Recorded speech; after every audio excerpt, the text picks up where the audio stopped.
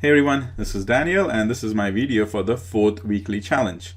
Remember, you guys can do the exact same by recording the video, and when you post it on the Twitter over here, add these 2 hashtags. So the topic for this week is, why don't you share some of your time-saving hacks? And I actually have 2 I'm going to share with you. And so these are it. When I build an app, go ahead and just build a base shell screen and do a lot of copying and pasting for that. Second thing is add comments to your formulas, because that makes it a lot easier. So let me show you a quick demo over here.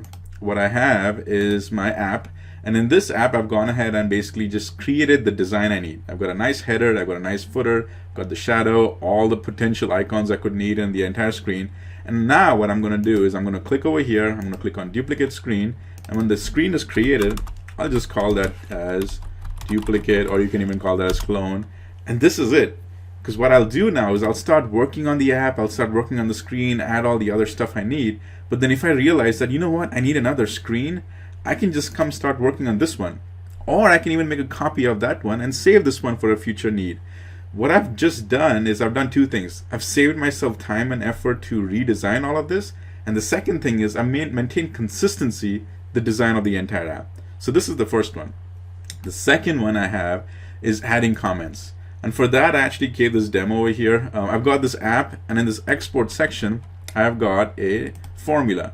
Now, what I did was, so that in the future I can come back and remember what was I thinking at this time, I've actually added some comments. And if you see, there's 2 ways to add comments. You can just put // and then comment it out. And if you notice, the comment turns green in color. Or you can do a / and then end with another asterisk with /. These are the 2 ways to put the comments over here.